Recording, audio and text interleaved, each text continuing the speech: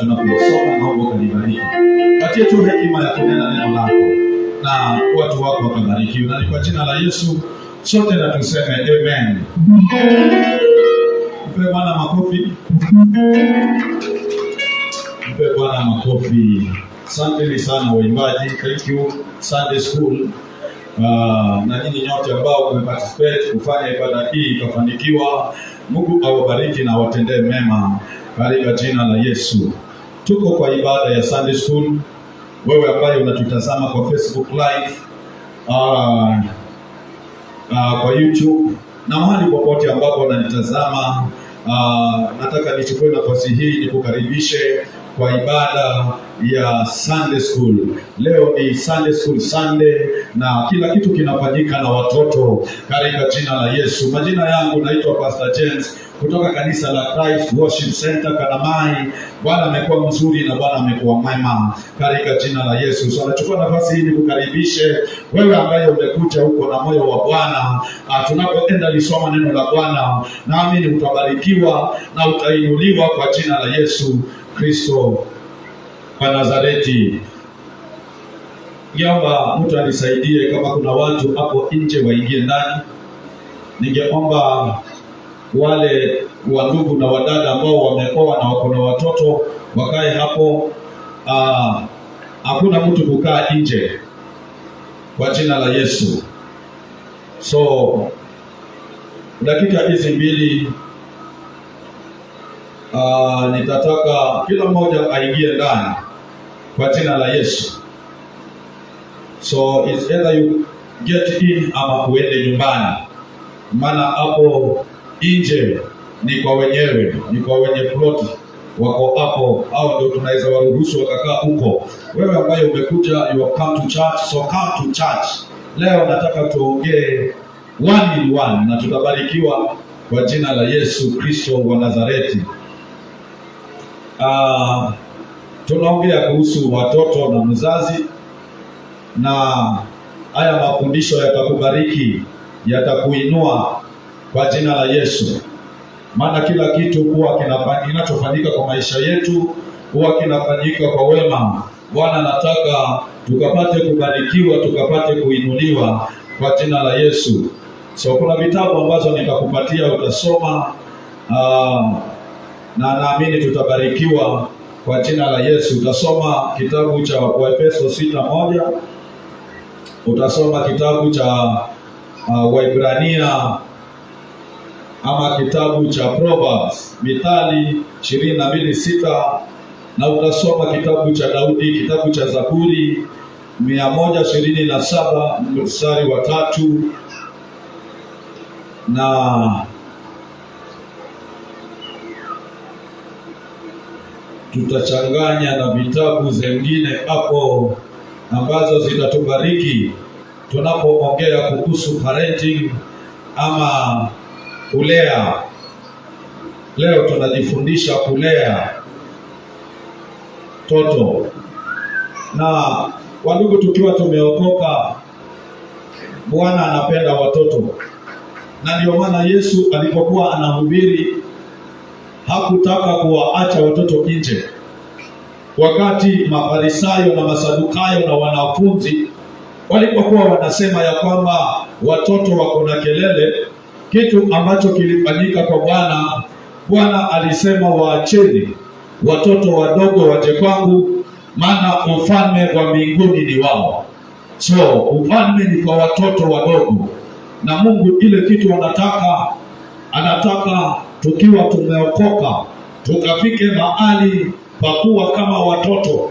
Maana watoto huwa hawana hila, hawana dhambi, hawana chuki, hawana mambo mengi. Ni watu ambao wako humble, ni watu wa kunyenyekea, ni watu ambao huwa wanasikiza, ni watu ambao wakiongeleshwa kitu wanashika. Na Mungu anataka tukafike mahali kama kanisa tukawe kama hao watoto, maana watoto, ufalme wa mbinguni ni wa watoto. So tutapokuwa watoto katika matendo yetu, katika hali zetu na katika maisha yetu, kitu ambacho kitafanyika ni ya kwamba ufalme wa mbinguni utakuwa ni wetu katika jina la Yesu. Maana nitakapokuwa ni mtoto na nifundishwe maneno ya Mungu, kitu ambacho kitafanyika, hakuna elimu nyingine ambayo itaingia ndani ya maisha yangu.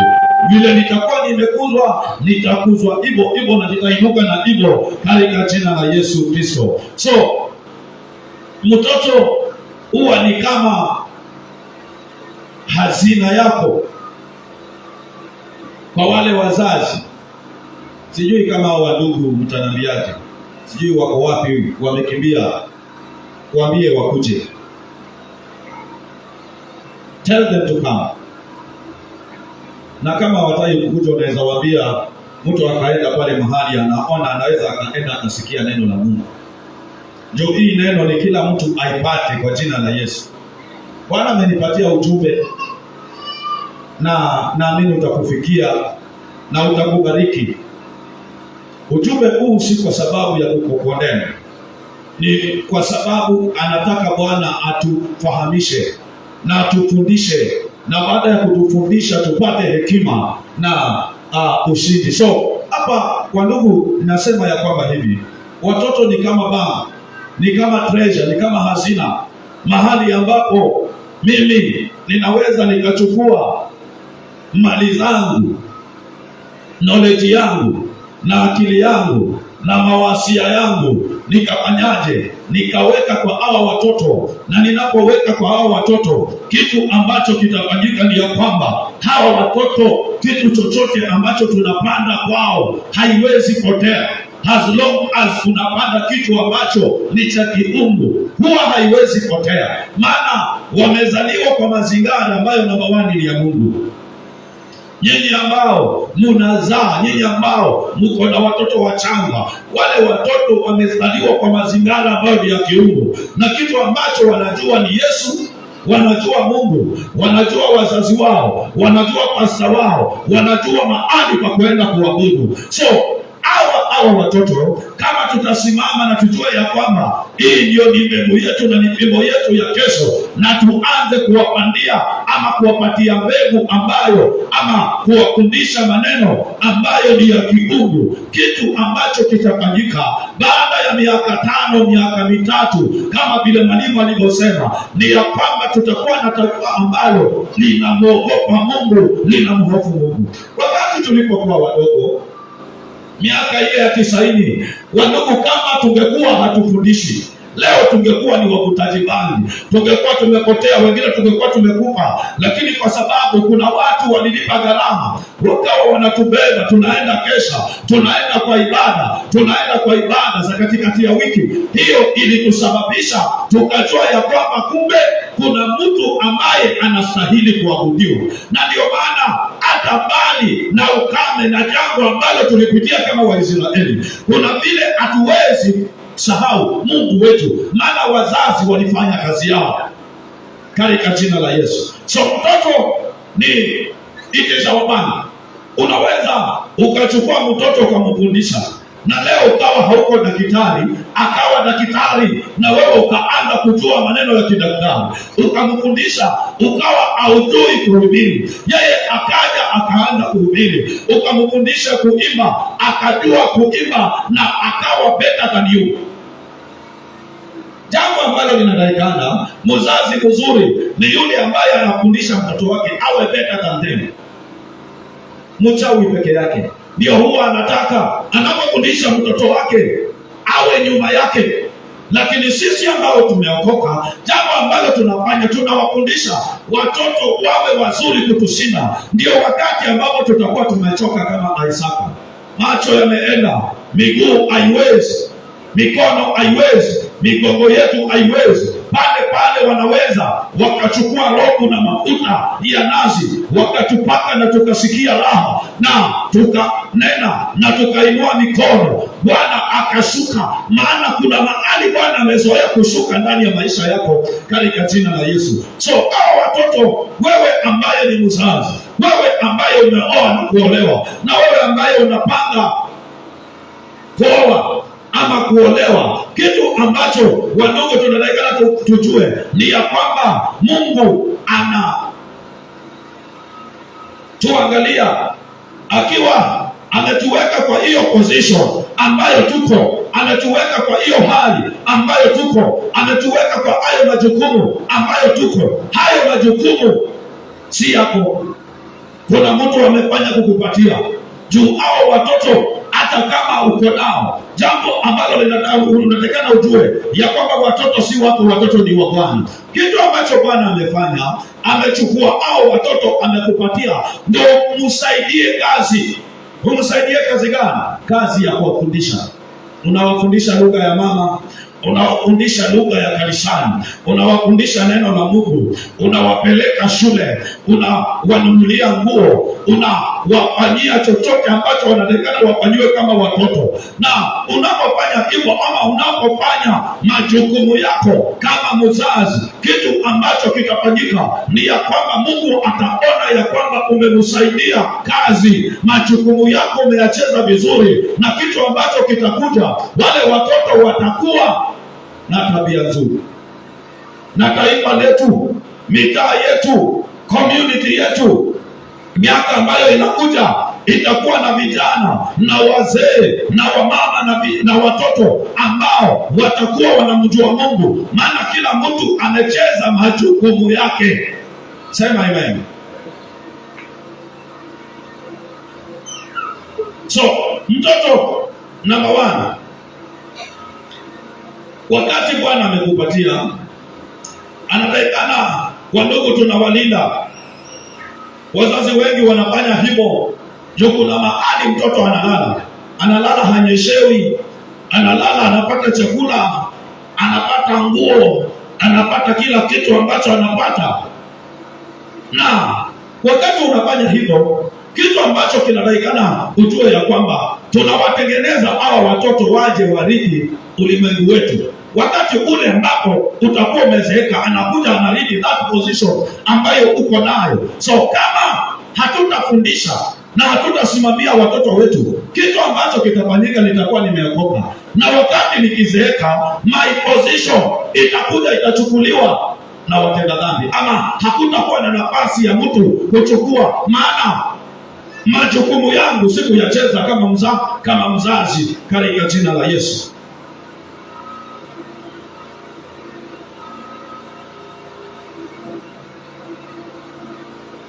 So mahali ambapo unaweka hazina ni mahali ambapo unatoa jasho kidogo, unalipa gharama, na you sacrifice, ndio uone kile kizazi ambacho unakiinua ni kizazi ambacho kinamheshimu Mungu, kinamtii Mungu, kinampenda Mungu, ni watu ambao wakumwogopa Mungu, na ni watu ambao wameachana na mambo ya ulimwengu. Sema amen. Sema amen. So watoto, nimesema ni Bwana anatupatia, na anapotupatia wandugu, tunatakikana tuonyeshe kwa ishara ya kwamba Bwana ametupatia watoto. Tunampatia Bwana shukurani ama zawadi ya shukurani wakati unapoona ya kwamba uko na mtoto. Shukurani yako itaonekana kwa Bwana wakati ambapo unafanya majukumu yako pale nyumbani. Wakati nita appreciate yale Bwana amenipatia, nitaonyesha kwa vitendo, kwa kuwashughulikia wale watoto, na nione wanakuwa na tabia nzuri, tabia ya kiungu. Pale ndipo Mungu atakuwa anaona ya kwamba huyu kumbe ananishukuru. Wandugu, nataka mjue ya kwamba kuna watu wengi ambao wanatafuta watoto. Kuna watu wengi ambao hawana watoto. They are walking childless. Na usiku na mchana they are always crying. Na kwa sababu wanalia. Wewe na mimi umebarikiwa. So kama umebarikiwa na Bwana anakupatia majukumu mingi ama kidogo ya kutekeleza kwa sababu ya hao watoto, inatakikana kila mmoja asimame kwa majukumu yake. Tuone hii kizazi ambacho tuko nacho kimeinuka, na kinainuka namba 1, kinamjua Mungu. Kinainuka namba 2, hawatakuwa ama hawataishi maisha ambayo tunaishi sasa hivi. Wataishi maisha ambayo ni ya utele, maisha ambayo ni ya wingi wa fedha, wingi wa baraka nyingi, maisha ambayo yako na amani, maisha ambayo yako na kicheko. Maana tutakuwa tumefanyaje? Tumewapanda hawa watoto mahali ambapo pako na mchanga mzuri. So jambo ambalo natakana ujue, mimi kama mzazi, mahali ameniweka kama baba, wewe mama, mahali amekuweka kama mama, na kila mmoja ako na majukumu yake. Wakati baba na mama wameshikana na they cooperate, wanafanya kazi kwa pamoja, wanaongea vizuri, unapata pale nyumbani panakuwa na mazingira bora ya wale watoto kukua, kupanuka kiakili, kimawazo na kiafya. Maana anapoona baba anacheka, mama anacheka, shangazi anacheka, babu anacheka, they grow healthy. So hivyo ndivyo Mungu anataka, na ndio maana namba 1 anataka pale nyumbani wazazi wawe na umoja. Wanapokuwa na umoja, wale watoto hata kama ni watoto huwa wanaona ya kwamba hapa watu huwa wanashinda na umoja, na kama wanashinda na umoja, na sisi nasi tunachukua hiyo umoja tunaenda nayo, na unapata tunapenya kwa hizo viwango katika jina la Yesu Kristo. So nimekwambia kwamba usome kitabu cha Zaburi, kitabu cha Zaburi 127. Daudi anaongea kuhusu watoto.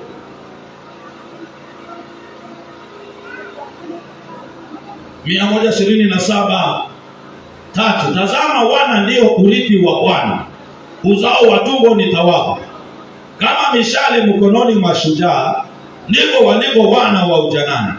Heri mtu yule aliyeijaza podo lake hivyo, naam hataona aibu wanaposema na adui langoni. So anasema wana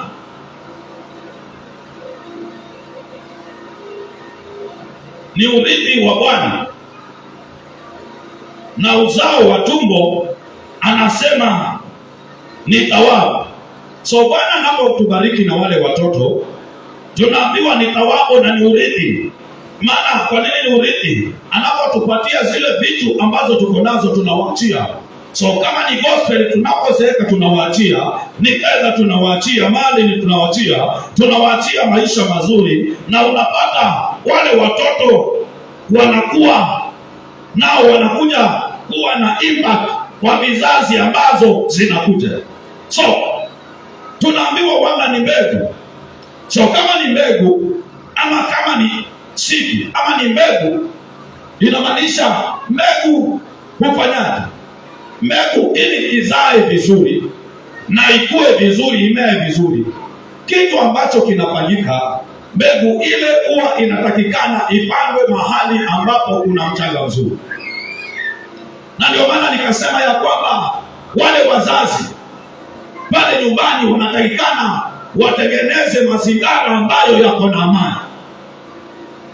Amenipatia majukumu ya kununua chakula, ya kufanya watoto wanapotoka shule pako na amani, pale nyumbani pajawe na kicheko, furaha. So hayo yote yanatokea wakati mimi kama mzazi nimejua majukumu yangu na nimetengeneza pale nyumbani pamekuwa na amani, pako na kicheko, pako na furaha. Unapata wale watoto hata wanapokunywa kikombe cha chai rangi, kitu ambacho kitafanyika kwa sababu nyumba iko na amani, kitu ambacho kinafanyika ni kwamba wanakuwa and they grow healthy. Maana hiyo familia ni nyumba ambayo iko na uwepo wa Bwana, na kuna amani, kuna utulivu. So kama ile mbegu ambayo inaweza ikakua wakati inawekwa kwa mchanga wa mbolea, ndio mtoto wako afanye vizuri shule, ndio mtoto wako apate vizuri katika ulimwengu huu, unatakikana unamtengenezea mahali ambapo patakuwa na heshima. So sisi kama wazazi, jambo ambalo tunaelekana tufanye, tutengeneze tutengeneze familia zetu zikawe na heshima, zikawe ni maboma ambayo yanaheshimika, maboma ambayo yako na tabia, maboma ambayo baba na mama wako na amani. Sema amen. So tunapoongea mazingira na wazazi na watoto, inamaanisha ya kwamba mtoto anapolelewa kwa mazingira ambayo wazazi ni walevi, ni wavutaji, kitu ambacho atakuwa anaona ni ya kwamba anaona sigara, anaona bangi, anaona madawa ya kulevya wazazi wakitumia, na kitu ambacho kitafanyika, yeye ataona ya kwamba ni kawaida, na anapokuwa kwake haitakuwa ni dhambi wala ni makosa anapofanya hivyo, maana anaona ya kwamba mzazi wake alikuwa anafanya. So si mimi kama mzazi, kuna vile huwa ninatengeneza boma yangu ikawe na amani. Mtoto anapokuwa aone ya kwamba there is peace, kuna amani, kuna utulivu, kuna kila kitu. So inamaanisha ya kwamba kama mzazi, inafika mahali unakomaa na unaanza kuachana na tabia ambazo pengine tulikuwa nazo. Kama ni ulevi, tunaachana. Uganga na uchawi, maneno ya kimwili, tunaachana. Maana hao watoto wanakuwa na watu ambao wanaona kila wakati, hawaoni watu wengine, wanaona wazazi. Na ndio maana Mungu ametuweka kama walimu wao, wanasoma kwetu. So kama wewe, nitakuwa natengeneza ile boma na ile familia inakuwa ni familia ya vita, familia ya uchungu. Kila wakati mama na mzee wamekasiriana, wale watoto nao watabeba, wataanza kukasirika, wataanza kuwa na uchungu. Na hiyo kitu wakati inapopandwa kwa watoto, anakuwa na hiyo roho ya anga, na anapokuwa nayo, kitu ambacho kitafanyika wakati amezeeka, itakuja itamsumbua katika Yesu. So kama wazazi, Mungu ile kitu anataka tutengeneze mazingira ambayo watoto hata kama watakula sima na omena, lakini kuna amani, there is peace, kuna utulivu, watu wanacheka, watu wanaongea vizuri, watu wanaushirika, watu wanaongea lugha moja. Pale tutakuza watoto ambao wako na nguvu za Bwana, watajua ya kwamba kweli hivi ndivyo tunatakikana tufanye. Maana babu alikuwa yuko hivi, mama alikuwa yuko hivi, baba alikuwa yuko hivi. Lakini kanisa la leo, kwa nini tunakosa?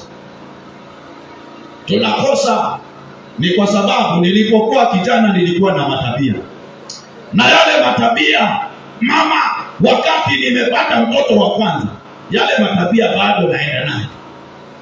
Tunajifika mahali tunaona hatuzeeki, na ni lazima tufike mahali wa ndugu tukazeeke, tujue ya kwamba nafasi ambayo tulikuwa nayo kuna watu wengine wanachukua, watoto wanachukua. So watoto wanapokuja wapate ya kwamba tumeshikana, tunashirikiana, tunaongea lugha moja, tuko na bidii katika hali ya kufanya kazi. Watoto watajua ya kwamba kumbe familia ndio ijengwe, tunatakikana tuwe tunafanya kazi, tunashirikiana, tunaongea lugha moja, na hii itatufanya wandugu tutabarikiwa katika jina la Yesu.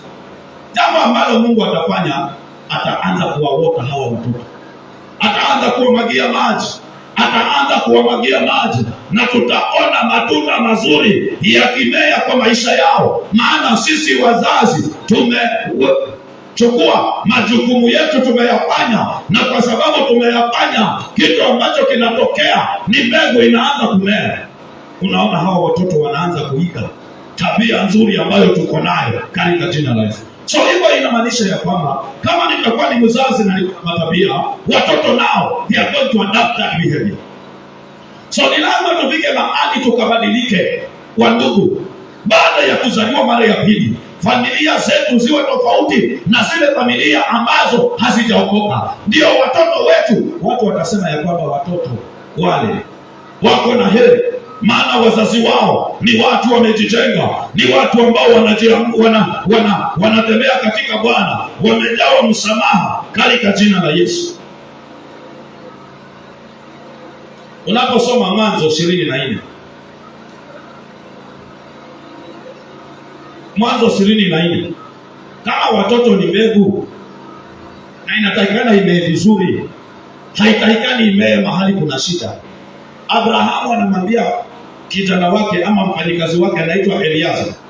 Unaposoma Mwanzo 24 moja ushuke pale chini, kuna mtumishi wake mkubwa wa nyumba yake anaitwa Eliaza. Wakati Abrahamu amezeeka, anamwambia nataka uende kwa watu wetu ukatafutie bibi mtoto wangu, na usifanye makosa ya kumchukua huyu mtoto wangu kumpeleka kule kwetu, maana alikuwa anajua kule kwao kuna nini, kuna miungu mingine, kuna tabia ambao ni ya ulimwengu. So kwa ndugu, tukiwa tumeokoka, nataka mpigie Bwana makofi. Pigie Bwana makofi. Kwa ndugu, tukiwa tumeokoka, sote tuko na matabia ambao, kuna familia ambao tumetoka, ama kuna hali ambayo Bwana ametutoa na ametuokoa. Kama ametuokoa, hawa watoto vile niliishi, natakikana niwe niko machua inao niseme ya kwamba mtoto wangu hataishi vile nimeishi, hatatembea vile nimetembea, maana mimi nimetembea na nimejua ubaya na uzuri wa kitu fulani. So nitakuwa naangalia nione ya kwamba huyu mtoto anatembea vizuri. Pale utakapofanya ama tekeleza majukumu yako vizuri, hawa watoto ni watoto wa kushika elimu. Kanisa la leo, watoto wetu wanachapika, ni kwa sababu wazazi wameacha majukumu yao. Nachukua mtoto anatoka ni usiku na utaki ujue anaenda wapi. Mtoto ameenda shule na wenzake wamerudi saa 12, amerudi saa 1, hautaki kujua ametoka amechelewa wapi. Mtoto ametoka anaenda cheza, hautaki kupatizia ameenda cheza wapi. Nauliza, hayo ni majukumu ya mzazi ama ni majukumu ya mtoto? Ni wewe. Bwana amekuweka ni caretaker wa yule mtoto. So wakati unapomwangalia unajua, na unapoona ya kwamba kuna njama fiche inatengenezwa, pale unasimama kama mzazi. Sulemani akasema train a child. Nataka usome hii Proverbs ama Mithali 22. Mithali 22.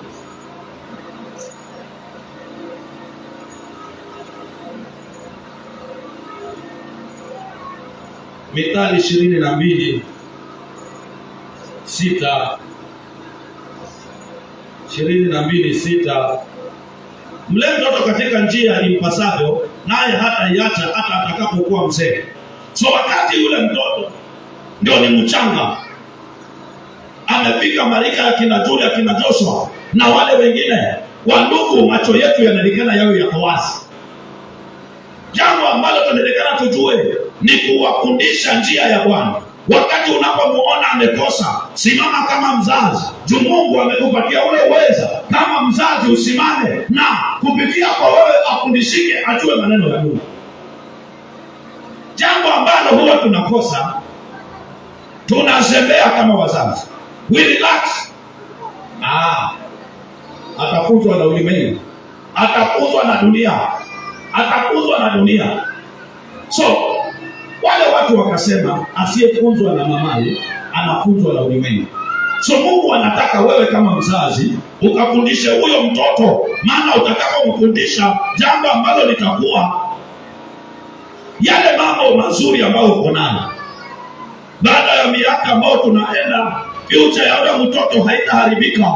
Na kama haitaharibika, utaanza kuona matunda yakichipuka kwa yule mtoto, maana umelipa gharama ya kumfundisha. Haukumfundisha shule peke yake, umemfundisha hata maneno ya Mungu. Wazazi leo huwa tunaanguka mitihani. Wakati nimechukua mtoto wangu nimempeleka shule, nasema ya kwamba nimemwachia mwalimu amfundishe. Wewe mzazi, kitu ambacho unatakikana you follow. Fatizia yale mtoto anasoma, fatizia yale anafundishwa, fatizia yale ambayo amesoma. Hapo ndipo utakuwa unacheza as a parent. Wakati mtoto anakuwa, angalia tabia yake, ndio uone ya kwamba anakuwa kwa tabia ya kiungu ama anapotea. So nasema hivi, wakati kwa familia zetu watoto wanapoangalia kuna hii vitu zinaitwa ulevi, uganga na uchawi, kuna uvutaji, kuna kuabudu sanamu. Anapoona pale mama ama mzee ni mtu wa kulalamika kila wakati, anapoona hata hatujali masaa ya ibada, hao nao watakulia hivyo. Wataona hata nisipokosa kanisani tena hakuna juu, hata mama alikosa kanisani na sijua lilitoka huku likaenda huku. So yule mtoto nitakapomfundisha ya kwamba wakati wa kanisa ni wakati wa kanisa, na wakati wa chakula ni wakati wa kukula, watashika.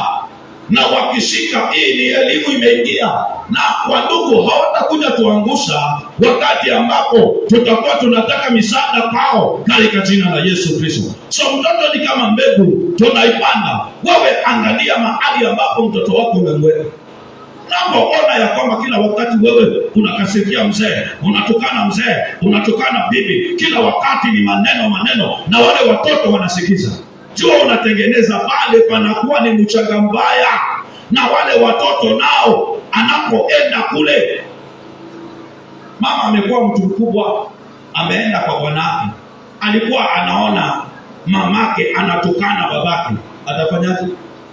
Yeye naye atachukua lile sururu aanze kupiga, maana ako na experience. Lakini anapoona ya kwamba mamake alikuwa, anapoona mzee anamkaribisha, anampatia maji, kitu ambacho kitafanyika na yeye atafanya hivyo, maana atasema hata kwetu mama na baba wao wanafanya. Sema amen. Sema amen. Amen. Mafuta imeisha. So Bwana ametupatia majukumu. Ametupatia majukumu ya hali ya juu. Tukacheze kama watu ambao wameokoka. Sisi si watu ambao ni wa dunia. Ni watu ambao Bwana ametujaza na Roho Mtakatifu. Mbali na kuwa tunajua kulea, ameachilia Roho wake ndani ya maisha yetu. Kitu ambacho anataka aone. Anataka aone unalea mtoto wako vizuri. Mwingine akanambia, mimi siwezi acha mtoto wangu akaenda kanisani. Nenda kanisani, hata ndio kufanya kazi. Anajua. Leta mtoto wako kanisani, maana utakapofanya hivyo, kitu ambacho kinafanyika, anaanza kuumbika.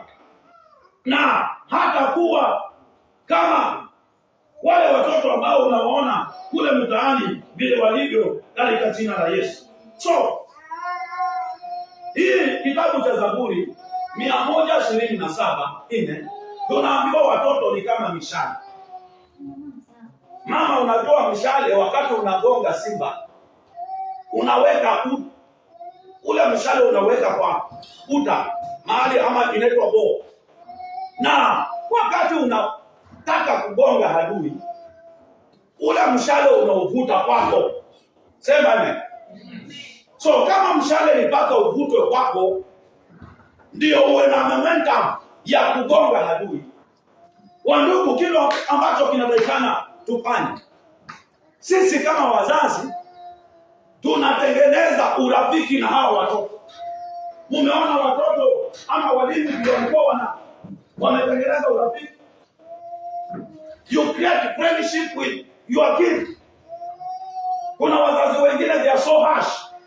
Hata mtoto akiwa na shida hawezi mwambia mama niko na shida.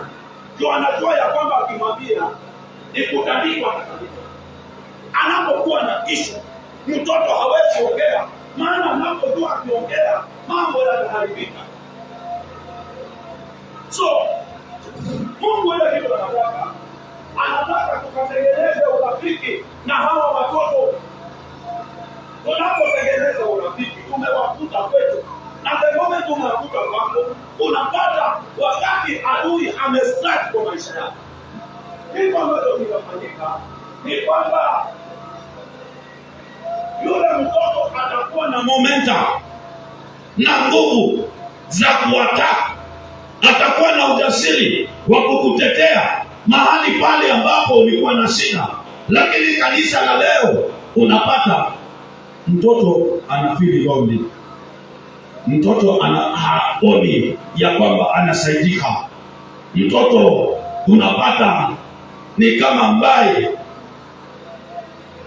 inaitwa yatima, ni kama ambaye ni yatima na yuko na baba. Maana wale wazazi wako na shughuli zao, they pretend to be busy. Bwana ametuweka pale, hakuna kitu cha maana tunaweza kifanya kwa dunia hii isipokuwa kuangalia hawa watoto.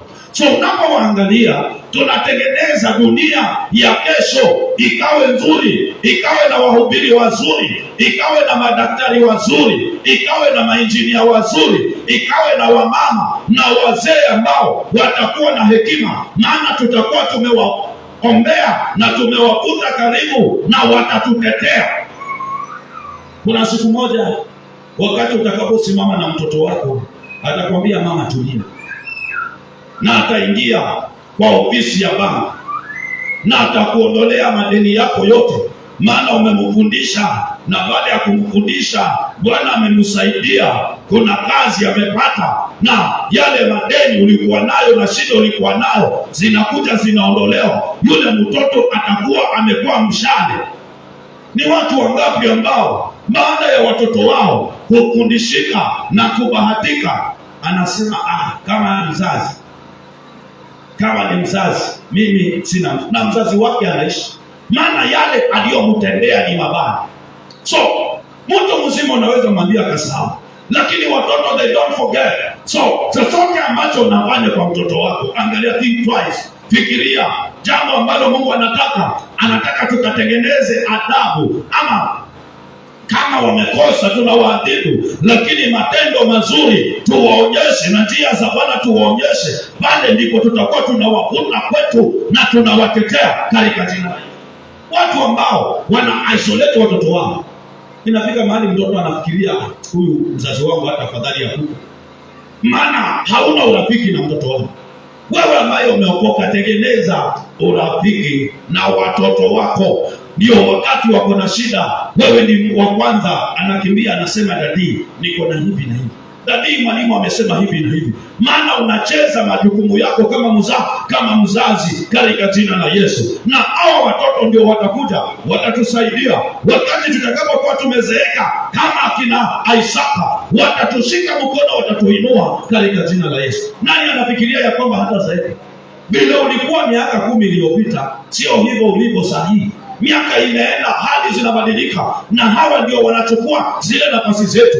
Kwa kama hautafundisha mtoto wako, wakati atakapokuja kuwa chokora wa kuokota taka, wa kutembea ovyo ovyo, usianze kulaumu wazazi wengine, watoto wa wengine, maana umekataa kufundisha mtoto wako. Mzazi mzuri ni yule ambaye hata kama hana fedha, lakini ng'ang'ana mtoto wako asome, ng'ang'ana mtoto wako aende shule, maana tutakapoweka elimu kwa hawa watoto, utapata kesho yao itakuwa ni nzuri, na wakati tutakapokuwa tumechoka hatutakuwa na shida, maana Mungu atakuwa na hawa watoto wetu katika jina la Yesu. So Abrahamu hakutaka mtoto wake apelekwe kule kwao, maana alikuwa anajua kwao kuna ulevi, uganga na uchawi, kuna watu ambao si wazuri. So alitaka mtoto wake vile ametoka ameingia kwa mazingira ya Bwana, wengine tumeokoka, unasikia mtoto kuna disco matanga, na wewe haujali, unasema ni msichana yeye anaenda, wacha aende. Si anaenda na wenzake, ameokoka, hakatikani aende kwa disco matanga. So kama anaenda, wacha kusema ya kwamba amenishinda. Wewe as long as ni mzazi uko na uwezo.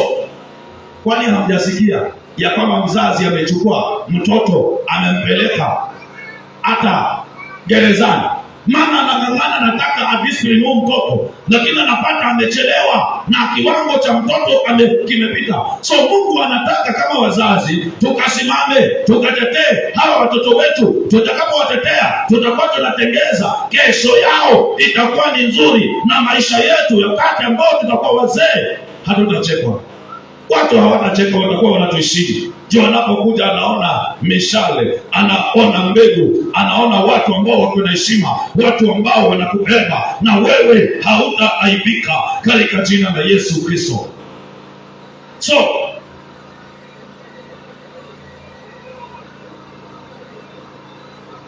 Paulo akasema katika kitabu cha Waefeso, hiyo nitamalizia kwa watoto. Kuna wazazi ambao wako aina nyingi. Kuna hao wazazi ambao vile anajua yuko na mamlaka, ako na authority, so anaweza akadictate kitu chochote kwa mtoto anapoongea. Nimesema wale watoto wanamwogopa, kama ni mama, kama ni baba, wanaogopa, so hawezi ongea kitu chochote. Mungu ile kitu anataka, let's create friendship, tulete watoto karibu. Kuna mzazi mwingine ambaye anaitwa kizungu permissive parent, mzazi ambaye yani jambo lolote yeye analiachilia. Anaposikia mtoto wake anaanza kuharibika, anasema ni wakati wao. Anapoambiwa amefanya jambo fulani, anasema ni wakati wao. Anaitwa permissive, mtu ambaye unaruhusu hata mabaya yafanyike kwa mtoto. Wewe unapeli katika yale majukumu yao. Na tukiangalia wengine, mambo ambayo yanapitia familia yetu ni kwa sababu ya makosa ambayo tulifanya wakati tulipokuwa vijana. So saa hii tumeokoka, wewe ambaye unazaa na wewe ambaye umezaa, Bwana, we serve a God of a second chance. Mahali ambapo tumeingia ni mahali pa sawa. Mungu ile kitu anataka mtoto umemzaa, mambo mengine usiruhusu. Anapokuja na anakwambia ya kwamba wewe mzazi, nataka niolewe na yule mtu anataka kumwoa, unajua ameokoka kabisa. Yule mtu anayemuoa si mtu wa kanisani. Kataa na useme no with capital N. Anapokuja aseme ya kwamba mimi baba hata sisikii kwenda kanisani, wewe kama mzazi kataa with capital N. Mwambie hapa kwangu chakula hailiwi na mtu ambaye haendi kanisani. Atajua mama ameanza kubadilika. Yaani hata chakula hailiwi kama hawendi kanisani. Basi nitaenda kanisani ndio nikule chakula. Akienda kanisani anapatana na mwalimu Marion ama mwalimu Mary, anamfundisha, na akikuja miaka inaenda, kitu ambacho kinafanya ile mbegu itafika mahali itaanza kuzaa, utakuwa umemwini yule mtoto. Lakini wazazi tumekuwa ni watu wa kurelax, tunatulia. Baada ya miaka 10 down the line, tunaanza kulia machozi ya moyo. Haya, kwa wale ambao pengine ilifanyika kwa sababu sikuwa najua, it's okay. Lakini tuko na Mungu ambaye anaweza kutusaidia wakati ambapo tunapoamini Yesu, ya kwamba Yesu ni Mungu ambaye anaweza kututosheleza. Kitu ambacho kitafanyika, Mungu ataachilia neema na utukufu katika jina la Yesu. Wazazi, nasema hivi, ni vibaya kuangalia mtoto wako anafanya mabaya na unyamaze na utulie. Ni vibaya. Mimi kama mzazi, ninapoona mtoto wangu ako on the wrong side, simama na useme mtoto wangu umekosa. Sema amen. Sema mtu anaitwa, nataka useme Eli. Sema Eli. Eli ndiye alikuwa ni kasisi mama wakati wa nabii Samueli. Samueli alikuwa ni mtoto wa yule mama alikuwa anaitwa Hana, aliyeomba mtoto siku nyingi. Na Biblia inasema Samueli ama Eli wakati alipokuwa kasisi, hakuwa anafundisha watoto wake tabia ya kiungu. Wale watoto wakazoea, mama kwa mfano au watoto wangu wazoea ya kwamba chakula ikipikwa hapa kanisani, hapa kanisani si nyumbani, hii chakula ni yetu, sisi ndio tutakula. Wazoea kwamba kitu chochote kinachofanyika wanakiona. So hivyo ndivyo watoto wa Eli walikuwa. wale Waisraeli wamepeleka sadaka kanisani, wakati ule walikuwa wanapeleka ng'ombe, njiwa, kuku, ukifika pale wanachinja. So kama kuhani akichinja, hao wanachukua ile mizoga, wanachukua zile nyama kabla yule kuhani hajateketeza, na wanaenda wanakula. Na walikuwa wakuli kwa sababu wako na njaa. Wanaenda Biblia inasema walikuwa wanaenda kula na wanawake, wanaenda starehe, that is. Na Mungu alipokuwa mbinguni, jambo ambalo likafanyika, Mungu akakasirika. Na wakati ule ilikuwa, mimi kama ni pastor, mtoto wangu atakuwa pastor, mjukuu atakuwa pastor, so ilikuwa inaenda hivyo. So Eli alikuwa watoto wake watakuwa ni makuhani. Ukuhani haungetoka kwake. Lakini Biblia inasema yeye aliangalia watoto wake wanafanya tabia mbaya na akawa na nyamaza. Sema wamama. Sema wamama. Wajua wamama wako na siri. Anaweza ona msichana wake anatembea na hajaolewa na akanyamaza, sitamwambia baba, juu nikimwambia hata itakuaje. Ananyamaza. So yeye ataona ananyamaza, lakini the reasons hasaidii yule mtoto. Wakati ule angeriot na angeriot, yule mtoto angejua hapa pako na wenyewe. Mama hataki, baba hataki, ndugu zangu hawataki. So ni lazima nipate sheria. Sheria inasemaje? Kama nimepata msichana, nitaenda kwa mama nimwambie, mama ama baba, nimepata msichana. So Eli hakuwa anaambia watoto wake, anawatetea mwanzo. Ile wamekosa, unaambiwa mtoto wako amekosa, basi ndio uko mkali. Na amekosa kweli, unajua amekosa kweli, lakini wewe ndio unakuwa mkali. Wewe unaona unamtetea, unamfanya nduzi. Sema nduzi. Yaani unamfanya ndio apotee kabisa. So badala ya kumtetea, muulize mama, unasema huyu mtoto wangu amekufanyaje? Au mtoto wako amegonga mtoto wangu, amegonga mtoto wako, kulikuwa kumefanyika nini? Uone kweli mtoto wako ameonea huyu mtoto. Shika mtoto wako, mpeleke kwa nyumba na umwambie kuanzia leo, wacha kugonga watoto wa watu, na wewe uchunge kidogo. Ile siku nyingine atajua ya kwamba kumbe nikicheza na watoto wengine natakikana nicheze kama marafiki, sikugongana. So wakati ninamtetea atajua mimi huwa nikienda nyumbani natetewa. Hivyo ndivyo Eli alikuwa anawatetea. Na kitu ambacho kilifanyika, Bwana akakasirika, maana amemweka pale alinde, akuze kile kizazi kile kinamjua Mungu. Bwana akakasirika na akasema hawa watoto hawatafanyaje? Hawatakuwa kuhani. Biblia inasema wakakufa siku moja. Leo tunaweza kuwa hawatakufa siku moja, lakini wajua kukufa ni nini? Ni tabia yao itasambaratika. Wawe hawatakusaidia. Wewe unaonaje saa zile nimezeeka? Mama nimegonjeka, sina mtu wa kunipeleka hospitali.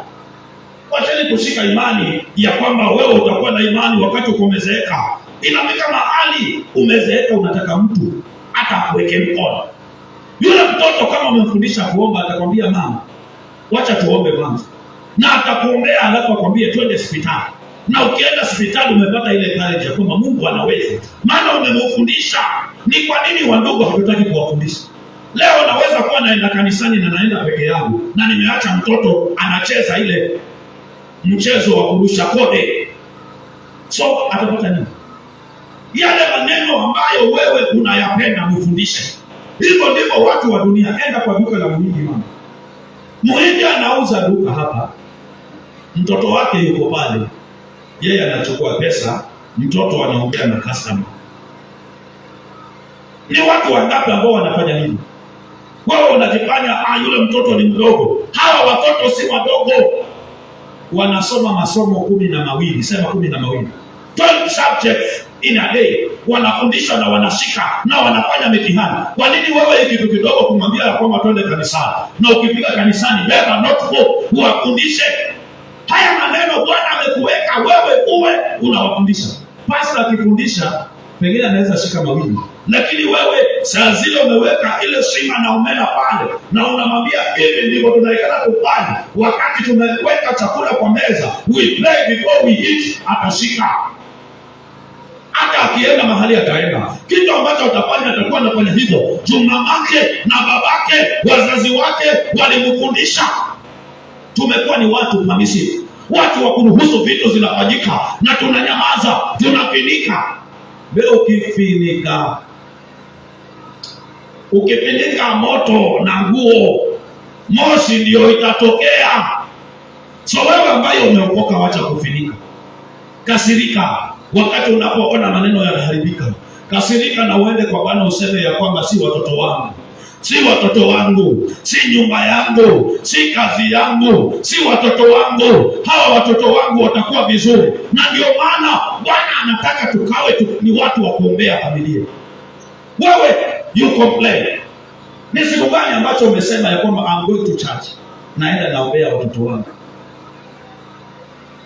TV uko na uwezo wa kukaa nao mkaangalia vipindi na mkacheka. Kuna siku mmekaa nyote, wakati mmekaa nyote pale kwa TV, umesit up unaangalia Pastor Ng'ang'a na hubiri, na mkasema huyu vile anafukuza mapepo, ni kweli anafukuza hapa, Mungu nguvu zimetembea. So unaangalia wale watoto tunawafundisha elimu dunia. Kuna elimu dunia tunawafundisha wajue vipindi, maprogram, lakini maneno ya Mungu hatuwafundishi. Bwana anataka wazazi tukawe namba 1 ya kuwafundisha. Kama naweza nikakaa kwa program na nikawaambia yule anaitwa Kasuku, yule anaitwa Muhindi, yule anaitwa Malabu, mwambie ya kwamba yule anaitwa Samson, yule anaitwa pale panaitwa Golgotha, pale panaitwa Bethlehem, panaitwa hivi na hivi, na atakuwa akijua ya kwamba kuna mahali panaitwa Bethlehem ya Yuda ambao Mwokozi amezaliwa. Lakini wandugu, tumekuwa so reluctant, tumekuwa ni watu wa kupumzika. Tunakuja tunacomplain, mtoto amefanywa hivi, mtoto amefanywa hivi, amefanywa hivi. Wewe unasahau wakati ule ulikuwa unatakana ufanye majukumu yako, ulilala ukapata pesa, ukaenda ukakula na watu wa dunia, ukaenda ukaponda pesa wakati watoto walikuwa wanakuhitaji, ukawaacha. Saa hii watoto wamekuwa waizi, unalalamika nini? Wale watoto ndio wanatakana wakulalamikie wewe. Unatakana mwanzo uombewe toba. You take your responsibility. Sema amen. Hallelujah. Hallelujah. Kwa ndugu, mama huwa inakuwa ngumu hivyo. Watu walikuwa wanafikiria tutakuja tutasema enyi watoto wadogo watiini wazazi wenu katika Bwana. Huwa inakuanga ngumu hivyo. Kila mtu yuko na majukumu. Usione hata wazazi wako wanajua nganya fulani wahala. Anajua ya kwamba huyo sasa amekomaa. Kuna watu anawalinda na wasukuma, anatengeneza generation. Hata serikali inafurahia wakati uko na watoto na unawafundisha mambo ya Mungu. Na ndio maana wengine wamekimbia. Hebu mpigie Bwana makofi. Jumapili mama nitahubiri the same message. Sitoki hapa. Mungu akubariki wewe ambaye umeamua kukulia. You love God. Maana neno la Mungu huwa lina correct. Mimi huwa nafurahia saa zile Mungu ananiambia, hii ulikuwa unafanya lakini Bwana anataka usifanye hivi. Nafurahia. Juu amenicorrect kabla sijaingia kwa kaburi. Niko mzima, niko na sababu ya kutana na kugeuza mambo. So wakati neno linakuja uchange. Hauko kubaya. Mwanzo Mungu anakupenda, ndio maana ameleta hii neno. Tumekaa miaka ngapi bila kuweka ibada ya watoto? Tumekaa miaka ngapi bila kuweka ibada ya watoto? Na kanisa ambalo halijali watoto halina future. Kama mnataka tusambaratike, leo mama mgoma itafika miaka amechoka, akikuja amekaa, hawezi tena tembea, maana Bwana amemsaidia, amefika miaka yake ya uzee. Kama hatutafundisha watoto watafanyaje? Tutakwama. Fundisha mtoto wako ile kitu unafanya. Kama ni kulima, mimi mama alinifundisha kulima. Na my friend, nikiingia shambani utajua mama nalima vizuri. Juu sikulelewa maisha ya utajiri. maisha yale ya kukula sima na chumvi ndio nimelelewa nayo. So hakuna kitu sijui.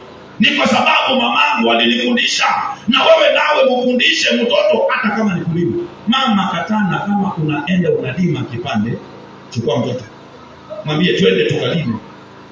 Uende mulime na upate 500. Umwambie unaona tumelima tumepata 500. Yeye si amejua mama ameenda amelima amepata 500. Wakati ule wakati wake utakuja, atajua kumbe kuna kulima na kupata 500. Kuna kupanda mihogo na kuvuna mihogo. Kuna kupanda mahindi. Lakini wewe watoto wako hawazeeki, ni wazungu, hawezi fanya kazi. Fundisha hao watoto hata kuosha vyombo. Wameenda college hawajui kuosha vyombo. Nyinyi ambao mnaacha watoto wenu kwa mabeki, sema amen. Niko na house girl pale. Na nikisema house girl simanishi na ubiri mama. Nyinyi ambao Bwana amembariki mko na house girl. Never wale watoto usiwaruhusu wakafanyiwa kila kitu. Sasa zingine waambie leo mnakuwa mzembe. Wakienda high school nani atawafundisha? Wakati tulipomaliza primary mama, nilienda nikawekwa kwa karumu kama hii meza. Juu babangu hana uwezo ni parenti marumu, hiyo ni 300. Nimeweka kamata sio unakaa pale, unalala hivi asubuhi ukiamka umejirusha. Kama ningekuwa sijui kupika, ningefanya hiyo maisha ya kununua kideri shilingi 20 baba alikuwa anaweza. Alikuwa hayawezi. So nilikuwa naweza kuchukua omena. Nilimwambia ushuhuda wa omena. Nachukua omena ya 100 naweka kwa nyumba, nakula kila siku, nakula hivyo na maisha inaenda, hakuna mtu atakayejua. Nikitoka nimeweka, nimevaa shati, nani anajua nimekula omena? Lakini najua kupika. Fundisha hata kama ni kupika chapati, watoto wako wapike chapati, wapike kideri. Leo hao wavulana wakianza kuoa, anaangalia msichana, kuna ile anaenda anafanyishwa interview. Kule kwetu ilikuwa anaambiwa msichana akuje atupikie mchunga. So yule msichana akiambiwa apike mchunga, pengine mchunga leo ni chapati, hajui kupika sima. Kisa na maana mamake alikuwa kila kitu kinafanywa na house. So wale watoto wameishi hivyo, wameishi maisha ya kizuri. Hapa ni London kweli. Hapa ni London. Hapa ni Majengo. Hapa ni Mazimbani. Hapa ni kule Duruma. Hapa ni kule Kakamega. Hapa ni kule. So tunaishi maisha ya hapa, tuishi na Bwana. Tuwatrain watoto wetu wajue. Na ndio maana ile kazi ambayo unafanya, nimekwambia mwingi, anafundisha mtoto wake. Ushawahi kuona lile duka la mwingi, ukienda pale Majengo, unapata mzee bado amelala na mamake pale, ama wako huko bedroom wanakunywa chai, mtoto ndio yuko pale na anakwambia kwamba hapa hapalipi na M-Pesa. Jo, amefundishwa na babake hapalipi na M-Pesa. Muona yeye hajachukua bibi yake amweke pale, amechukua mtoto na ameweka pale wale weka. Wanajua ya kwamba wakati wetu unaishi, hao watoto ndio watakuwa wanaonekana. Wewe nawe fundisha ile kitu ambacho unajua. Mimi naweza kuwa najua kushika spana, nafundisha mtoto wangu kushika spana. Najua kulima, nafundisha hivyo hivyo. Kitu ambacho unajua mfundishe. Aanze kujua mama alikuwa anajua hivi. Na ndio maana nimetangulia kusema mzazi anatakikana awe anafundisha watoto wake tabia nzuri. Yeye mwenyewe kuna tabia nzuri, afundishe watoto wake tabia nzuri, wakulie hivyo hivyo. Hapa tutakuza generation ambayo iko na heshima. Mpigie Bwana makofi. Jumapili tunaendelea. So Eli akawaachia wakakula zile nyama. Wanakula na madharau, wanawake wanakuja na wanalala nao, wanasema ya kwamba sisi tuko katika serikali, tuko katika nguvu, so hatuwezi kusika. Mungu anakasirika. So wandugu, tufanye kazi. Bwana ametupatia kazi. Kazi ya kwanza ametupatia ni kulea hao watoto. Hata si kazi ya kuajiriwa ya kanakona.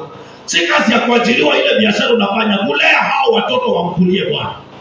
So nitashangaa wakati unapokuja kanisani, watoto wako wanacheza kode, watoto wako wanafanya nini? Kama hawatakuja kanisani wako shuleni, wakitoka shuleni waende kanisani.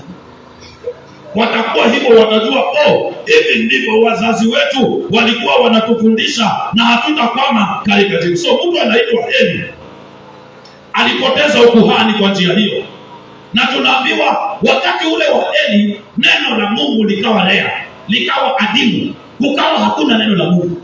Kwa ndugu, tunaweza tukamaliza revival, kukawa hakuna kesha ya maombi, kukawa hakuna watu wa kuomba miaka inayokuja, maana tumechelewa, tumekataa kufundisha watoto ambao tuko nao. Wanajua tindi, hiyo ndio wanajua. Wafundishe kama vile walikuwa wanafanya hapa, wakajue atalala ile vitu ataota hapo kwa madhabahu na anaimba. Muangalie anaimba.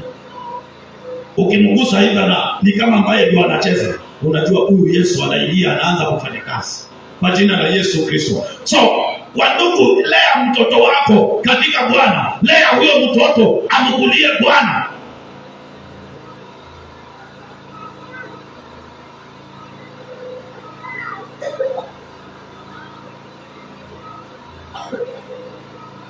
Mfano mwingine wa Manoa. Mnajua Manoa na mke wake ni babake Samsoni. Samsoni alikuwa anataka kuoa, akamwambia babake, mimi nataka kuoa yule msichana, na yule msichana ni Mfilisti.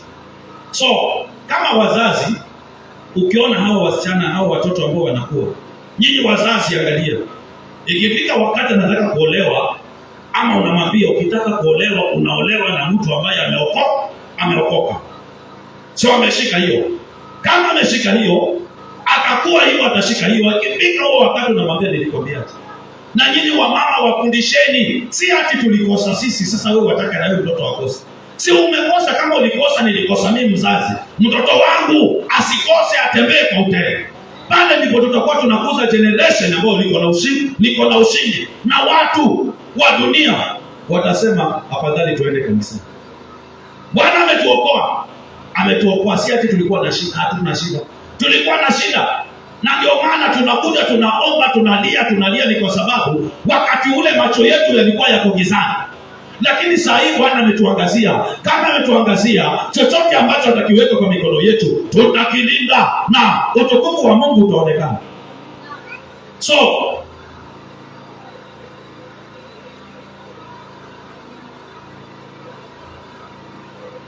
namalizia kwa kusema hivi.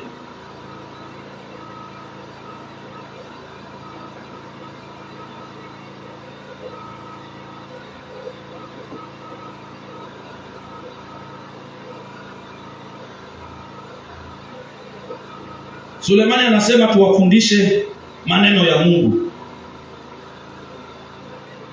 Na kama tutaweka mbele haya maneno ya Mungu, tena watoto wetu hawatakuwa ni watu wa kuteseka, watu wa kutabika kwa jina la Yesu. Nataka mtu anisomee hii Waefeso 6.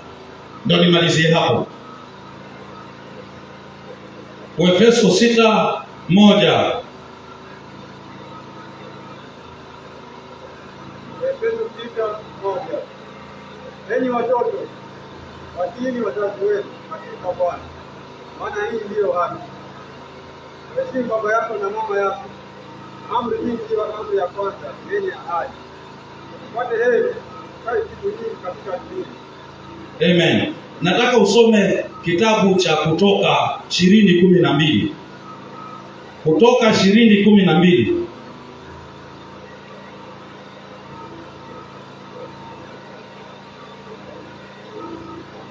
Kutoka 20:12. Waheshimu baba yako na mama yako, siku zako upate kuwa nyingi katika nchi upewayo na Bwana Mungu wako. So Paulo anawaambia watoto ya kwamba enyi watoto, waheshimuni baba yenu na mama yenu. Nataka ugonge hao watoto kidogo wa Mungu. Yote hapa ni watoto, mtu ambaye si mtoto. Ukitafuta mama mkoma atakwambia yuko na kwetu. Kila mtu yuko na mzazi, hata kama walitangulia kuenda mbele ya haki, lakini tulikuwa na wazazi. So kila mmoja ni mtoto na sote tuko watoto wa Mungu. Sema amen. So Paulo anasema, enyi watoto watiini wazazi wenu katika Bwana. So amespecify ya kwamba tunapowatii wazazi wetu ni katika Bwana. Anajua ya kwamba saa zingine tuna operate under wazazi ambao hawajaokoka. So kama mzazi wangu ataniambia ya kwamba nikute sigara, hiyo hata kama Biblia inasema ni mtii, lakini imesema katika Bwana. Kama ataniambia ya kwamba niende kwa disco matanga, hiyo si katika Bwana, nitakataa. So tunaheshimu wazazi wetu katika Bwana. Na wakati mimi na wewe tunapowaheshimu wazazi katika Bwana, kuna ahadi ya kuishi ambayo iko katika Kutoka 20:12. Anasema waheshimu, Kutoka 20:12 inasema ya kwamba waheshimu baba yako na mama yako, siku zako zipate kuwa nyingi katika nchi upewayo na Bwana Mungu wako. So wandugu, tukitaka kuishi miaka mingi kwa nchi ambayo tumepewa na Bwana Mungu wetu, nchi ya kwanza ambayo tumepewa ni Kanaani, ni hii wokovu ambao tumepewa. Tukitaka kuishi miaka mingi katika wokovu, tuenjoy utukufu wa Bwana, tusherehekee jambo ambalo tunatakana tufanye, heshimu wazazi wako. Waheshimu na watii wazazi wako. Ukitaka kutembea katika hoteli katika ile nchi yako, mama, nchi yako inaweza kuwa ni ile familia ambayo uko nayo. So kila mmoja ni mzazi, ni mtoto hapa, niko na familia. So wakati nitakapomheshimu Bwana, then ananiambia ya kwamba nitapata heri nikae siku nyingi katika hiyo nchi yangu, katika familia yangu, nitaenjoy wema wa Bwana pale kwa familia. Katika wokovu nitaenjoy wema wa Bwana. So kuna zawadi ya kuishi kwa wale ambao watakuwa wanamheshimu Mungu wao. Ni kwa nini watu wanakufa mapema, watoto wanakufa mapema? Ni kwa sababu wengi tunakosea wazazi, wengine tunatukana wazazi, wengine hata baada ya kufanya kazi umelipa mshahara, unasema yule yuko nyumbani, hata shilingi hawezi kutumia. Na ni mzazi wako, ako na watoto wengine. Hata kama yuko na watoto wengine, lakini wewe huyo ndiye ni mzazi wako. Jambo ambalo unadaikana ufanye ni kupokea baraka za wazazi. Hata kama ni shilingi 50, ni airtime. Unaweza ukamwambia mama, mjomba, auntie, maana huyo ndiye amebaki, aone ya kwamba uko. Je, unatambulikaje kwa wazazi? Unaweza ukachota baraka wakati unapowaheshimu, unapojua ya kwamba hawa ndio wamebeba baraka zangu katika jina la Yesu. So wazazi wa kwanza ni wale ambao umewazaa. Kila mtu amezaliwa. Shughulikia mzazi wako. Shughulikia mzazi wako to your capacity. Pale ambapo unaweza kufanya, pale ambapo hauwezi, mwachie Mungu, atakusaidia katika jina la Yesu. Leo wazazi wetu wanaishi upweke tu, tumekuja Mombasa. Na kwa sababu tumekamatwa na roho ya bahari, hatutaki kujali. Maisha ni magumu. Hata kama maisha ni magumu, mzazi ajue ya kwamba maisha ni magumu, maana umemtumia 100 na umwambie mama, sina, ni hiyo 100, ni hiyo 50, na ni kweli ni hiyo 50, utapata hizo baraka katika jina la Yesu. So kama tunawatii, then tutatembea nao, utashughulikia mahitaji yao kulingana na uwezo ambao uko nao. Na hawa watu kwa sababu wanabeba baraka, kwa ndugu, tutaishi. Nataka ujue, kama haujui yule mzazi wako amebeba baraka zako, wakati akienda akikutemea macho, aseme mwanangu, utabarikiwa. Hata kama haujampatia kitu, unapotoka uko na ile baraka ya mzazi, utabarikiwa. Mzazi wako anapolia, ujue uko hatarini. Uko hatarini. Usiache mzazi wako akilia. Wakati unapoongea na mzazi wako na uone umekasirika na yeye amekasirika, wewe kama mtoto kimbia. enda ujifiche mpaka pale hasira itakapotoka, na uende upige magoti mwambie, my Lord, babangu, wewe ni mzazi wangu, na utubu. Maana wale wametubebea baraka, wengine kwa sababu tulikosa tukawakosea. Sasa tunasema pale alitukosea, alikuwa pengine ni mchawi, alikuwa pengine alifanya vitu ambazo zikafanya mpaka saa hiyo unateseka. So wewe unamkasirikia yeye, alifanya maana alikuwa amepakawa na roho ya shetani. Wewe msamehe na useme ya kwamba you are my parent, you are my parent. Saa hii umezaliwa mara ya pili. Kama umezaliwa mara ya pili, hata kama ni pesa yako haiwezi rogeka, haiwezi rogeka, maana imepakwa mafuta na Bwana. Sema amen. So wale wazazi ambao wametuzaa, ndugu, tuwashirikie, tukae nao, tujue hali zao. Hata kama hauna kitu, wapigie simu, waongeleshe. Wacha kujifanya ya kwamba wewe ni mzuri kwa majirani na hauongei na wazazi wako. Unajifanya uko mzuri na kwa mke wako na ndugu na mume wako, lakini wazazi wako wanasema alipotea yule, alipotea mwanzo. Hata yule amemchukua mtu fulani, hata hajalipa mahali, amepotea. Ongea nao vizuri, hata kama una kitu wajue ya kwamba uko, maana wanabeba baraka zako. Kama utatembea nao, utembee nao mpaka ule wakati wa mwisho. Kuna possibility ya wewe kubeba nini? Kubeba baraka kama Elisha alivyobeba baraka. Namalizia kwa kusema, kama umeokoka, mzazi wako wa kiroho ni nani? Mzazi wako wa kiroho ni mchungaji wako.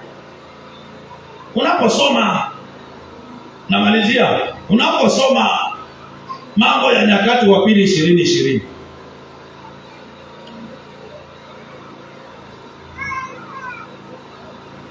Biblia inasema hivi, Jehoshafati anasema, mwamini Bwana Mungu wenu, ndivyo mtakapothibitika. Mwaminini manabii wake, ndivyo mtakavyofanikiwa. So, kwa ndugu, kama tunataka tufanikiwe, yale maneno ambayo tunaongea kwa hii madhabahu tunayatii. Leo tumesema tunafundisha watoto wetu.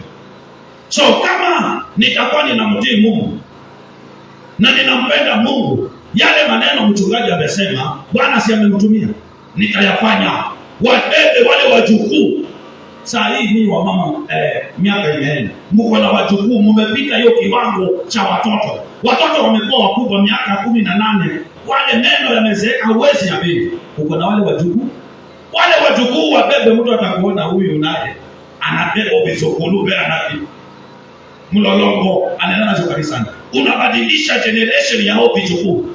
Bwana amekupatia neema ya kuishi katika hiyo level ya ujukuu, kupata ona vijukuu na ujukuu unawabadilisha. Wengine si walienda mapema, wewe umepata neema ya kuona hao watu. Fundisha. So kama unawafundisha, walete kanisani, wakajue kumtolea Bwana sadaka, wakajue kutoa fungu la 10, wakajue ya kwamba kanisani kuna mchungaji, tunapomnunulia maji yule mchungaji, kwa tunapata baraka. Nikaja nikamwambia, kwani wa ndugu, mnafikiria mkiniwekea maji siwezi kunywa? Maji ni pesa ngapi? Shilingi 30. Gusa moyo wa Mungu, useme ya kwamba leo naenda nanunua maji, na hata sitakwambia mtu, naenda nanunua maji dukani. Pitia dukani huko, nanunua hiyo maji, nabeba. Nikifika pale naweka pale kwa meza ya mchungaji. Ni nani ataniuliza? Hiyo umegusa Mungu juu. Hata mchungaji atakuja hiyo maji, anaweza kupata kuombea, lakini Mungu si amekuona. Jambo ambalo tunaelekana tufanye, kila kitu unafanya kanisani ni Mungu akuone, si mchungaji akuone. Mchungaji hana baraka zako, Mungu ndiye yuko na baraka zako. So, wakati ninapofanya kitu kwa sababu ya Bwana nione, Bwana ile kitu atafanya, atajidhihirisha. Kwa ndugu, yale mmefanya leo, mchungaji anahubiri na sauti, hakuna stima, lakini tunahubiri tuko na stima, ni kwa sababu ulisema ile plate yangu ya 200 na 500, hata kama leo watoto wangu hawataenda shule na viazi, lakini nitajiwekea na ukakamilisha. Leo Bwana ametuinua kiwango. Kama ungesema yes, kama ungetii sauti ya nabii, tungekuwa bado tuko pale. Saa hii tungeongea hata usikiani. Mtu akipita kule, anapita kwa unasikia anasema nini? lakini umoja wetu na kumtii Mungu kumefanya tumeinuka kiwango katika jina la Yesu. So kwa ndugu, tumuheshimu Bwana, na tunataka muheshimu Bwana kama wazazi. Tumeheshimu wazazi waliotuzaa, tuheshimu wazazi ambao wanatuhubiria neno la Bwana na tukatii sauti ya Bwana. Tutakapofanya hivyo, kuna kitu kinaitwa neema. Neema inafanya kazi mahali uko na udhaifu. Haujui kusoma, lakini watoto wako wanasoma, wasome, waingie mahali ambapo hauwezi. Hauna fedha, lakini mambo yawe yanafanyika. Ni kwa sababu Mungu yuko na wewe. Na ndio maana wakati unapoomba uone unaomba na unasikia ndege ndio wanalia, ujue Mungu yuko ndani yako, anakusikia. Wewe omba na useme amen. Umwachie Bwana afanye kazi yake. Bwana hata kuacha, atakusaidia na malango yako yatafunguka. Kama si siku hiyo, kesho itafunguka na utakuja utatoa ushuhuda ya kwamba Bwana amefanya jambo katika jina la Yesu. Tuendelee hapo Jumapili, tumpigie Bwana makofi. Simama kwa miguu yako. Nataka wale watoto wakuje hapa, tuimbe nyimbo moja ya kuabudu. Hatimaye tutaomba, tutamtolea Bwana sadaka na kazi ya Mungu itaonekana katika jina la Yesu. Asante Bwana, asante Jehova. We love you. We love you Baba, we love you, we love you. Wewe ni mzuri. Wewe ni mzuri, umetupatia wazazi, umetupatia watoto, umetupatia wokovu mahali pa kuhudumu Bwana. Ni nani aliye kama wewe? Ninakushukuru. Asante kwa umbali huu ambao Bwana unatupatia. Watoto wetu hawataharibika Bwana. Watoto wetu hawatasambaratika Bwana. Their destiny, kesho yao inafunguka. Kesho yao inafunguka Bwana. Katika jina la Yesu. Watoto hao Bwana ninawaombea. Wataoa, wataolewa, watajenga nyumba Bwana. Watafanikiwa, hawatateseka Baba kama vile tumeteseka Bwana. Kutakuwa na neema itakayowabeba katika jina la Yesu. In the name of Jesus. Katika jina la Yesu. Baba, tunakushukuru, tunakuinua Bwana. Wewe ni Mungu, ni Mungu, ni Mungu, ni Mungu. Ningeomba watoto wote wakuje hapa tuombee. Watoto wote, hata wale wadogo wakuje hapa. Just come here. Kujeni hapa, tutaimba baadaye. Kujeni hapa, nataka tuombee katika jina la Yesu. Baba, watoto hawa hawatavunjika, wataishi maisha yao itakuwa salama katika jina la Yesu. In the name of Jesus. Ninawapindika na damu ya Yesu. Ninawabariki, ninawainua Bwana. Wamekumbuka neema yako Bwana itakuwa juu yao katika jina la Yesu. In the name of Jesus. Katika jina la Yesu ninawahudumia Baba. Wamebarikiwa. Bwana, maisha tumeishi ni kwa sababu hatukufundishwa. Leo Bwana, watoto hawa tunawaombea, wanapofundishwa na walimu wao Baba, watakulia wokovu. Maneno ya mbingu Baba itakuwa ni juu yao katika jina la Yesu. In the name of Jesus. Katika jina la Yesu. Baba, tunakushukuru, tunakuinua Bwana. Ninawaombea watoto hao wataishi katika jina la Yesu. In the name of Jesus. Wanaishi fungeni macho. In the name of Jesus. Wanaishi, watasoma Bwana, watakuwa na maisha mazuri, watakuwa na baraka tele. Uweza wa Mungu utakuwa juu yao. Laana ya magonjwa, laana ya dhiki, laana ya kuteseka haitakuwa juu yao katika jina la Yesu. In the name of Jesus. Mauti ya mapema hakuna katika jina la Yesu. In the name of Jesus. Roho ya ajali hakuna kwa maisha yao, maana wamebarikiwa Bwana. In the name of Jesus. Ninawapindika na damu ya Yesu. From today Baba, maisha tuliyopitia hawatapitia Baba, maana wamepindikwa na damu ya Yesu. Nataka wewe mzazi, anza kuombea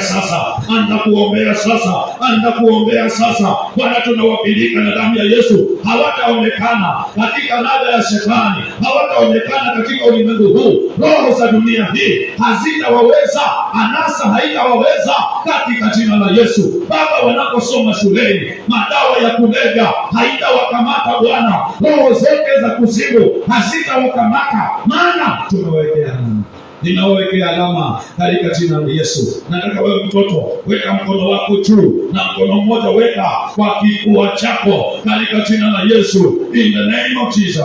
Nataka mregelee haya maneno. Semeni, Bwana Yesu, tunakushukuru, maana sisi ni watoto, tunakupenda Bwana. Jambo ambalo tunaomba ukaingie ndani yetu kama vile ulivyoingia kwa Daudi alipokuwa kijana mdogo. Bwana akaingia kwa maisha ya kifalme. Bwana, tunaomba ukaishi ndani yetu katika jina la Yesu. Tukinike na damu ya Yesu. Ulimwengu hautatuona Bwana, katika jina la Yesu. Baba, tunajitoa kwa laana za wazazi, maneno yaliyotendeka mabaya kwa wazazi wetu hayatafanyika kwetu, maana tumefanyika wana wako, katika jina la Yesu, katika jina la Yesu, katika jina la Yesu, katika jina la Yesu, katika jina la Yesu, in the name of Jesus. Baba, nimewafirika, nimewazunguka na damu ya Yesu. Watashika fedha, watajenga nyumba, wataishi ndani, wataishi miaka mingi Baba. They are going to enjoy life in the name of Jesus. Watahubiri Injili, watatumika kwa madhabahu haya, maana Bwana umeingia ndani ya maisha yao, katika jina la Yesu. Asante Bwana mwema, na ni kwa jina la Yesu sote na tuseme amen. Pigie Bwana makofi. Shangilia Bwana, shangilia Bwana. Amen.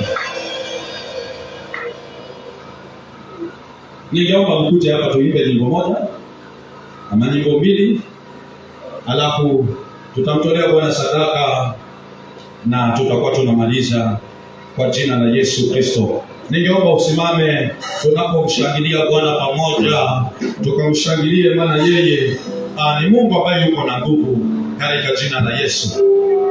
Thank you, thank you, thank you, thank you. Nataka tumsifu Bwana. Nani ataongoza? Eliza.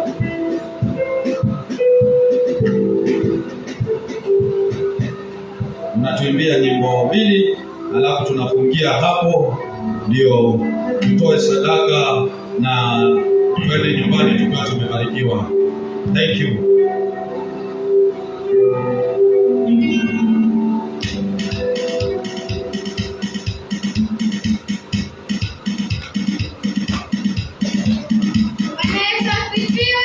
Amen.